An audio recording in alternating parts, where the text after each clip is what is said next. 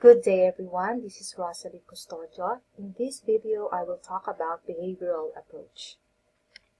Bago, 2008 said that the analysis of an approach provides information about personal and collective commitments to a particular viewpoint and values deemed important by individuals, school, and society. Now, what is a curriculum approach? It is a way of dealing with curriculum, a way of doing, creating, designing, and thinking about the curriculum goal, and the important issues that must be examined. A curriculum approach reflects our views of school and society. By understanding our curriculum approach and that of our school or school district, it is possible to conclude whether our profession's view conflicts with the formal organizations over time tend to commit to approach. Many educators are not strongly committed to one approach. Rather, they emphasize one approach in some situations and advocate other approaches in other situations. Curriculum approaches can be viewed from technical, scientific, or non-technical scientific perspective. Technical scientific approaches coincide with the traditional theories and models of education and of schooling. This type of approach view curriculum development as something similar to engineering or architecture, use instruments and empirical methods in preparing a blueprint with well-defined elements, orderly sequence procedures, and quality control measures to increase the probability of success in its implementation. Behavioral approach is classified as technical or scientific. Curriculum ends instruction. This means-end view focuses on the end for behavioral objectives to serve guides to instruction and to determine whether its desired ends are realized.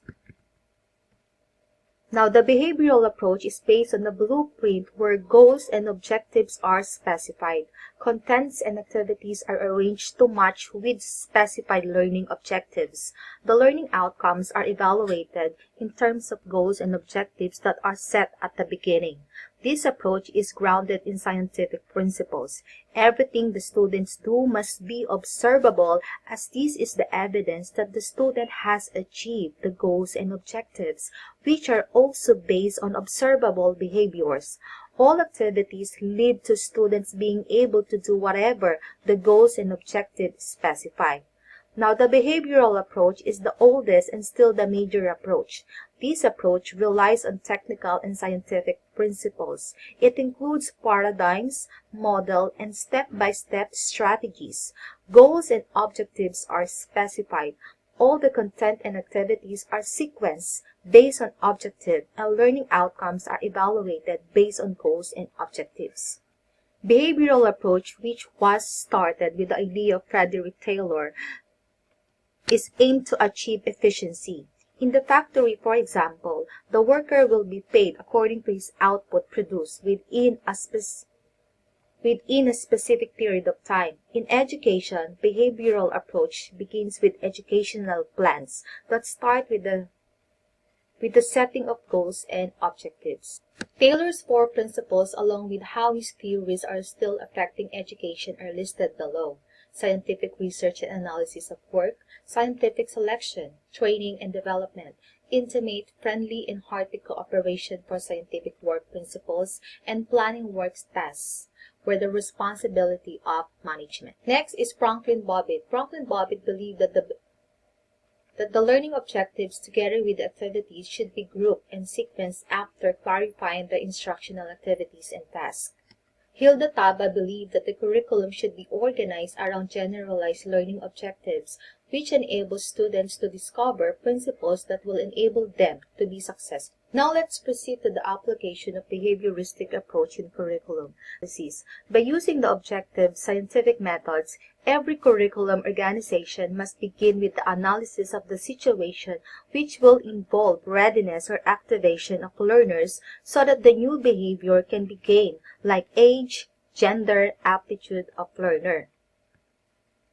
Number 2, formulation of aims and objectives, which must reflect the philosophy, social, economic, and political basis of education through which desired modification can take place within learners by the process of conditioning. Expected outcomes should be stated in behavioral terms. Number 3, content selection. Curriculum developer must select content and learning experiences in a sequential manner. The subject matter should be made in a planned manner, which must reflect the aims and objectives of curriculum. It must follow the principle of small steps, simple to complex, etc. Number 4, selecting teaching strategies. Now, the curriculum developer will decide about the mode of transacting the curriculum to the learners. So here, the environment and applied strategies plays a major role. Curriculum materials and strategies are regarded as stimulus and elicited performance or response. Example like simple to complex, using audiovisual aids, drill method, illustration strategy, group activity, etc. Number 5, reinforcement. Positive reinforcer must be used to shape desirable behavior and providing pleasant experiences to learner by establishing a bond between stimulus and response. And lastly, evaluation.